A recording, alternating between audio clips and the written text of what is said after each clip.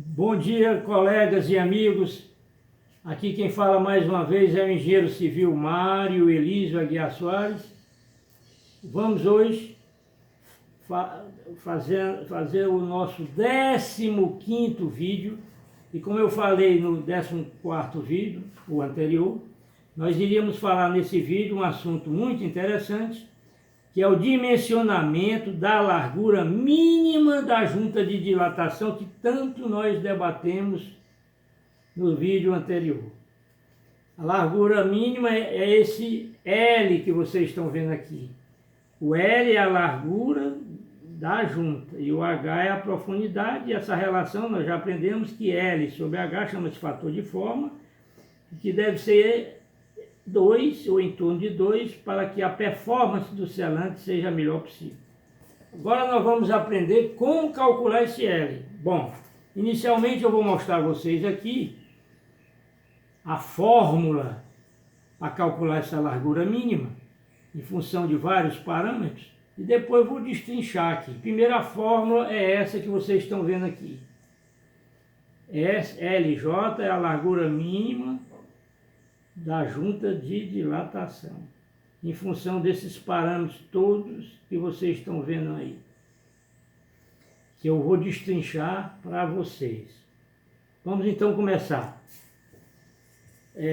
Vocês sabem que a junta de dilatação permite o movimento de contração ou retração, que é a mesma coisa, e de dilatação ou expansão, que é a mesma coisa. Quer dizer, ela existe para isso, para absorver esse movimento de contração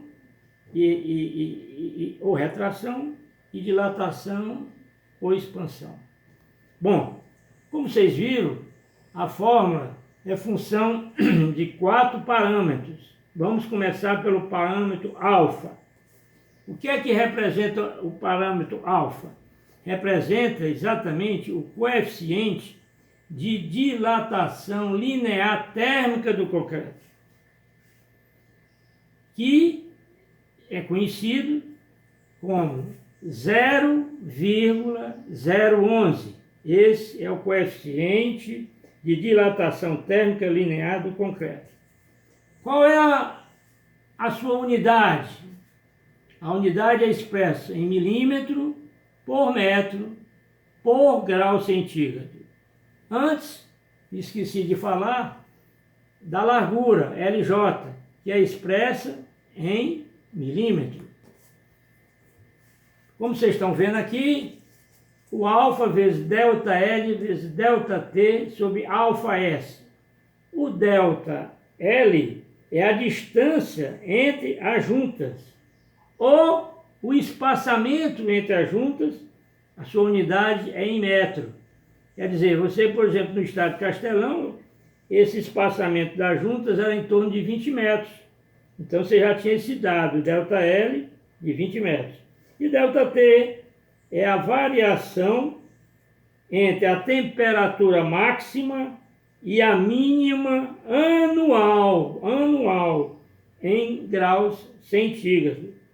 E no denominador, nós temos o alfa S, que se chama fator de acomodação do selante ou capacidade de deformação em percentual, fornecido por tabela, função das características do mastique ou selante, que pode ser elástico, elástico plástico e plástico.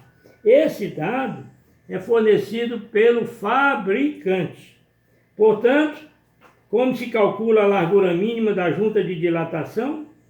Calcula-se LJ é igual a alfa vezes delta L vezes delta T dividido por alfa S. LJ é a largura mínima da junta, repetindo. A alfa é o coeficiente de dilatação térmica linear do concreto. Delta L é a distância entre as juntas, ou o espaçamento entre as juntas. E ΔT, a variação de temperatura máxima e a mínima anual. E no denominador, como vocês estão vendo, tem o alfa S, que é o fator de acomodação do selante ou capacidade de deformação em percentual, que é fornecido pelo fabricante através de tabela, função das características do mastique ou selante, o mastique ou selante que nós vamos aprender na frente, ele pode ser elástico, elástico plástico e plástico. Muito bem, agora vocês viram como é que se dimensiona a largura mínima da junta de dilatação. Agora vamos fazer um exemplo para a gente concluir esse assunto rápido, mas de extrema valia na hora de determinar a largura mínima da junta de dilatação. Então eu fiz aqui um exemplo de aplicação. Determinar a largura mínima da junta de dilatação de um tabuleiro de ponte em concreto armado, com espaçamento entre juntas de 30 metros, quer dizer, a ponte no seu tabuleiro, o espaçamento das juntas de dilatação é a cada 30 metros, usando um selante elástico à base de poliuretano, em rodovia no estado do Ceará. Repetindo, determinar a largura mínima da junta de dilatação do tabuleiro de uma ponte em concreto armado, com espaçamento entre juntas de 30 metros, usando um selante elástico à base de poliuretano, em rodovia no estado do Ceará. Muito bem. Solução. Inicialmente vamos colocar, em função do que eu explicitei, os dados obtidos pelo próprio momento em que eu li. Determinar a largura, então vamos tirar os dados. A alfa, que nós já sabemos que é o coeficiente de dilatação térmica linear do concreto, a gente já sabe que é 0,011. Muito bem. Então nós temos o alfa no numerador vezes ΔL. ΔL é um dado. Eu disse que ΔL, ou seja, o espaçamento entre as juntas é de 30 metros. E a variação de temperatura máxima, que é o ΔT. O que é que eu fiz? Fui ver a variação térmica das temperaturas anuais no Ceará e constatei que varia em torno de 25 a 35 graus. Portanto, como ΔT é a variação entre a temperatura máxima e a mínima anual, então 35 menos 25 dá 10 graus centígrados.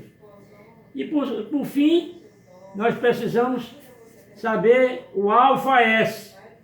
O ΔS é um dado que os fabricantes nos fornecem em função do tipo de selante, se é elástico, elástico plástico ou plástico. No caso, como eu adotei um selante elástico, para o selante elástico, o ΔS é maior ou igual a 25%.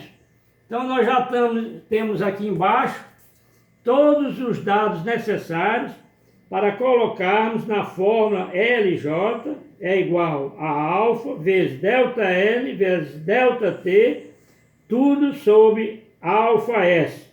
Substituindo todos esses parâmetros pelos seus respectivos valores, nós obtemos que LJ é 0,011, que é o coeficiente de dilatação térmica do concreto, vezes 30, que é a distância entre as juntas de dilatação no tabuleiro da nossa ponte, vezes 10, que é a variação térmica anual no estado do Ceará. Como nós estamos adotando um selante elástico, o denominador ΔS, dado pelo fabricante, é 25%, porque ele é elástico. Substituindo, na fórmula, temos 0,011 vezes 30 vezes 10 dividido por 25%, que deu 13,2 milímetros. Transformando em centímetros, dá 1,32 centímetros, que a gente aproximou para 2 centímetros. Então, no nosso caso aqui, deveremos adotar uma largura mínima de 2 centímetros na nossa ponte de concreto armado no estado do Ceará. E aqui vocês veem embaixo os dados com aplicação na fórmula e o valor final. Dessa forma, a gente concluiu como se dimensiona a largura mínima da junta de dilatação numa peça de concreto armado. Uma coisa interessante que tem que ser observado é que, com relação ao espaçamento entre as juntas de dilatação em uma estrutura de concreto armado, esse espaçamento dependerá dos seguintes fatores extrínsecos à estrutura, ou seja, esse espaçamento depende da natureza dos componentes de fechamento, das condições de exposição ao meio ambiente, que é a temperatura, a umidade, e dos movimentos das fundações. Esses 3 parâmetros ou fatores extrínsecos à estrutura são de fundamental importância na hora de se correlacionar com o espaçamento entre juntas de dilatação. As recomendações do espaçamento antigamente variavam entre 30 e 60 metros, adotando em média, em geral, 30 metros. Mas hoje, segundo a nossa norma nova, hoje é sugerido que se use em torno de 15 metros. Eu acho pouco, principalmente numa ponte, num viaduto. 15 metros é muito pouco, mas é o que a norma recomenda. Desta forma, evita-se erros, evita-se sérios danos aos elementos não estruturais de uma edificação. Quer dizer, se essa junta for um edifício, ela é tão fundamental que evita os danos aos elementos não estruturais dessa edificação. Agradeço mais uma vez a vocês. Acabamos de concluir um assunto rápido, mas de extrema importância, e dizer que estamos encerrando o nosso 15º vídeo e que o 16º vídeo a gente já inicia um assunto totalmente novo, o 3º grande assunto, que vai ser intitulado As propriedades, as funções e classificação dos selantes ou mastique, que nós tanto já abordamos nesse item de fissuras, mas nós vamos agora esmiuçar as suas propriedades, as suas funções e as classificações dos selantes ou mastique. Muito obrigado mais uma vez pela atenção de vocês, espero que vocês deem um like se gostar, que se inscrevam, ou se já se inscreveram, peçam aos colegas, amigos e parentes para se inscreverem, e até o 16º vídeo, e muito obrigado.